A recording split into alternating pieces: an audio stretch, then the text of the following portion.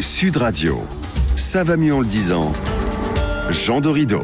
Bonjour Jean Dorido. Bonjour Jean-Marie, bonjour à tous. Docteur en psychologie, fondateur de l'application Zenfi, auteur de ce livre « Le bonheur est une science exacte », c'est publié chez Larousse. Aujourd'hui, vous nous parlez des affres de la coopération. On revient sur la COP26. Ça n'a pas marché.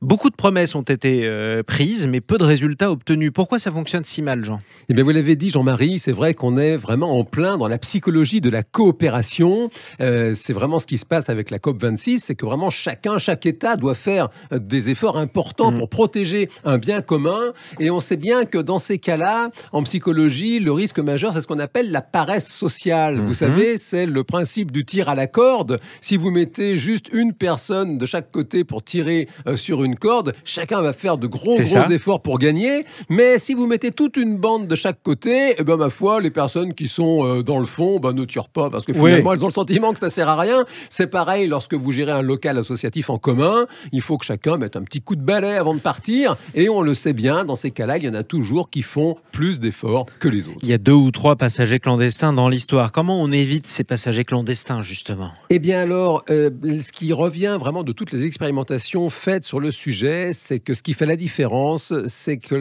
lorsque les efforts de chacun sont visibles. Parce que là, à ce moment-là, chacun reçoit une gratification et ça aide, ça encourage à faire des efforts. Or, ça n'est pas le cas pour la COP26 parce que on ne voit que les effets négatifs. En réalité, on n'a pas le rapport de cause à effet qui permet de dire tel État a permis cette année évidemment, c'est dans 50 ans. Résultat, exactement. Et ça, c'est très, très compliqué. C'est compliqué, justement, pour avancer. Pourtant, la prise de conscience est désormais générale. Jean, pourquoi les États n'agissent pas plus vite ?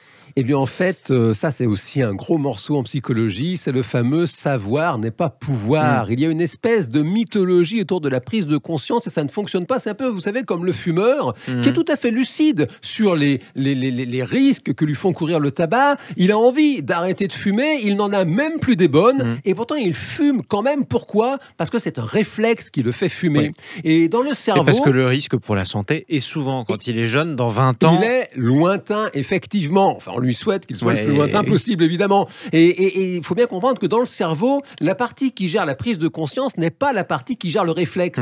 Et c'est exactement la même situation pour les chefs d'État qui se réunissent pour la COP26. C'est que lorsqu'ils négocient, ils sont tout à fait lucides. Et on peut vraiment envisager qu'ils sont tout à fait sincères. Et puis lorsqu'ils reviennent à la gestion des affaires courantes, eh bien là, ils partent au plus pressé. Et ce sont les réflexes habituels qui prennent le pétrole, le charbon qui reviennent. Exactement. Bon, vous avez quand même un message d'espoir ou pas, Jean Dorido ? Oui, on peut avoir un message d'espoir. Alors là, pour ça, il faut faire un détour, vous savez, par le dilemme du prisonnier. Vous savez, le dilemme du prisonnier. Un petit arrêt sur image quand même. Le message d'espoir du docteur Dorido, c'est le dilemme du prisonnier. Ça fait envie, allez-y.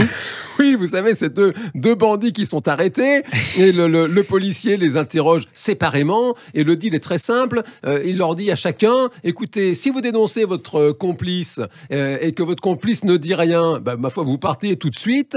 Si vous dénoncez l'un et l'autre, ma foi, vous aurez chacun 5 ans de prison. Et puis, si vous ne dites rien, mais que votre complice vous dénonce, ma foi, c'est vous qui partirez en prison pour 10 ans. Bon, je vous la fais courte. Le choix individuel qui l'emporte, c'est de systématiquement dénoncer l'autre. Alors que, si les deux complices pouvaient, ma foi, se rencontrer pour coopérer, le choix qui gagne, c'est de ne rien dire. Parce que si les deux se taisent, ils sont libérés instantanément. Et c'est ou la de raison... Ou de ne rien faire dans le cas de la COP26, comme vous l'auriez dit. Disons que pour la COP26, c'est précisément, ça vient de la théorie des jeux, c'est le fait de se rencontrer, de négocier ensemble, qui permet d'atteindre en réalité un bien commun dans l'intérêt de tout le monde, alors que si chacun poursuit son intérêt individuel, on n'a pas le choix, le meilleur pour chacun. Ça peut paraître un peu complexe, mais le résultat, c'est qu'on peut quand même rester confiant et garder l'espoir pour le climat grâce à la COP26. Et vous respirez l'espoir, en tout cas. Imaginez ce que ça donne quand 196 pays se mettent autour d'une même table du côté de Glasgow. Rendez-vous à la COP27. On verra bien si elle fonctionne mieux que la précédente. Merci beaucoup, Jean Dorido, docteur en psychologie, fondateur de l'application Zenfi. Merci Jean-Marie.